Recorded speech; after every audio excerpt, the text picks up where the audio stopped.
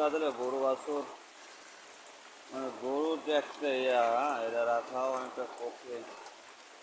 বলতে বলতে শুরু হয়ে গেল। হ্যাঁ, আপনার হচ্ছে নিম্নচাপের যে একটা আশঙ্কা যেটা ছিল আমাদের ভিতরে, সেটার প্রভাব কিন্তু এখনই আপনার হচ্ছে দেখা যাইতেছে। হ্যাঁ, সেই আপনার হচ্ছে রাত্রি থেকে ঘুরে ঘুরে বৃষ্টি, আর এই বৃষ্টিতে আপনার হচ্ছে একেবারে অন্যরকম শুরু হয়েছে।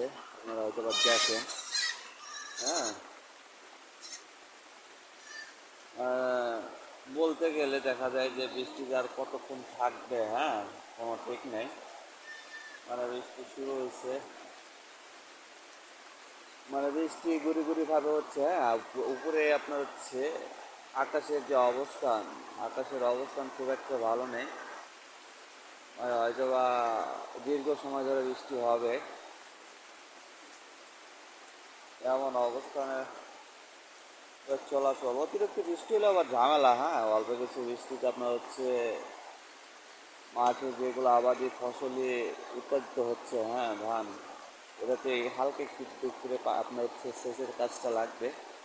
তবে অতিরিক্ত বৃষ্টি আর বাতাস যদি আসে, ধানগুলো সবগুলো আপনার হচ্ছে মানে বেডিংপত্র অটো হবে। হ্যাঁ, এখন শেষ পর্যন্ত দেখা যায় প্রকৃতির খেলা কতটুকু হয়।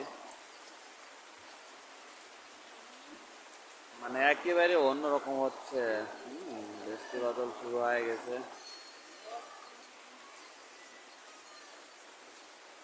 কি হয়েছে বৃষ্টি বাদলে গরু বাছুর মানে গরুর যে একটা এটা রাখাও অনেকটা কঠিন।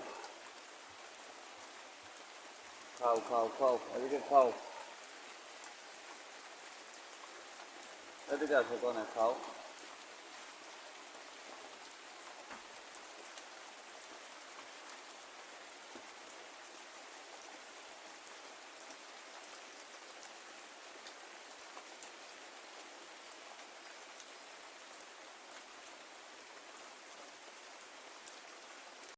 মানে বৃষ্টি ধীরে ধীরে করে পড়ছে। হ্যাঁ, আপনার হচ্ছে সেই দীর্ঘ সময় ধরে বৃষ্টি পড়তেছে।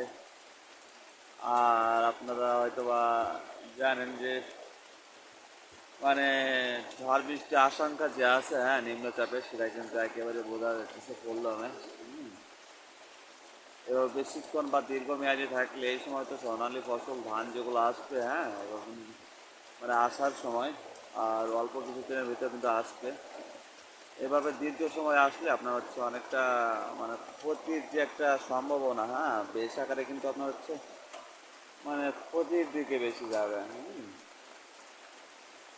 ধানগুলো সম্পূর্ণ নষ্ট হয়ে যাবে।